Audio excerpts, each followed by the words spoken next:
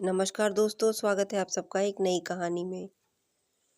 सासू माँ ने दिवाली के लिए 3 साड़ियाँ लाई, 2 अपनी बहुओं के लिए और 1 अपनी बेटी के लिए।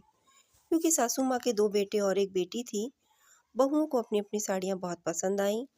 पर उन्हें यह बात बहुत खल रही थी कि सासू माँ हर बार त्योहार में बहू के साथ-साथ बेटी के लिए भी कपड़े लाती हैं। इस बार उन्होंने बोल दिया, दीदी की शादी को इतने साल हो गए हैं, आप अभी तक दीदी को त्योहार पर कपड़े क्यों देती हैं? सासू माँ ने जवाब दिया, हाँ, तो मेरे 3 बच्चे हैं, 2 के लिए मैं लेकर आऊं और अपनी बेटी के लिए साड़ी ना लाऊं? मेरे जीते जी तो ऐसा नहीं होगा। इस पर बड़ी बहू ने बोला, लेकिन यह सब तो शुरू शुरू में होता है, शादी के इतने सालों बाद तक कौन देता है? सासू माँ ने बोला, मैं देती हूँ, यह तो मेरी मर्जी है और मेरे जीते जी तो मैं देती रहूंगी। छोटी बहू ने बोला, हमें तो हमारे मायके से अब नहीं मिलता। सासू माँ ने बोला, वह तुम्हारे माता पिता जाने, मुझे उससे क्या। मैं और पापा जब तक जीवित हैं, जैसे मैं तुम दोनों को दूंगी वैसे अपनी बेटी को भी त्योहार पर दूंगी।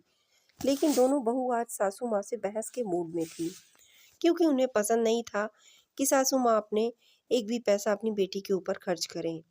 गुस्से में उन्होंने बोला, वाह मम्मी, रहती आप हमारे साथ हैं, खाती हमारे साथ हैं और चिंता बेटी की रहती है। क्या करती है आपकी बेटी आपका?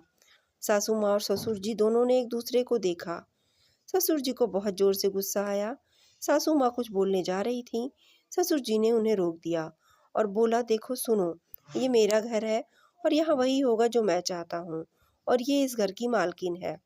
हम तुम्हारे साथ नहीं रहते हैं, बल्कि तुम लोग मेरे साथ रहते हो। हिम्मत कैसे हुई बेटी के लिए कुछ बोलने की?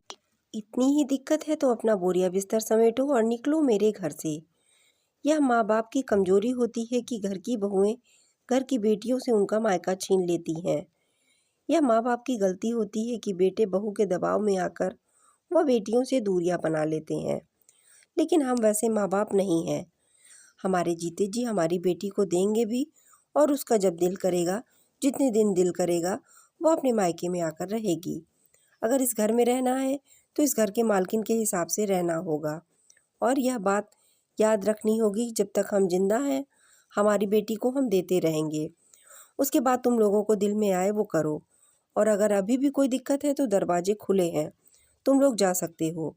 बहुओं को ससुर जी के ऐसे रौद्र रूप से इतने कड़े जवाब की आशा नहीं थी। दोनों ने चुपचाप वहां से खिसक लेने में अपनी भलाई समझी, क्योंकि पता था बहस करने में नुकसान है। तो दोस्तों, कहानी कैसी लगी कमेंट में अपनी राय जरूर शेयर करें। धन्यवाद।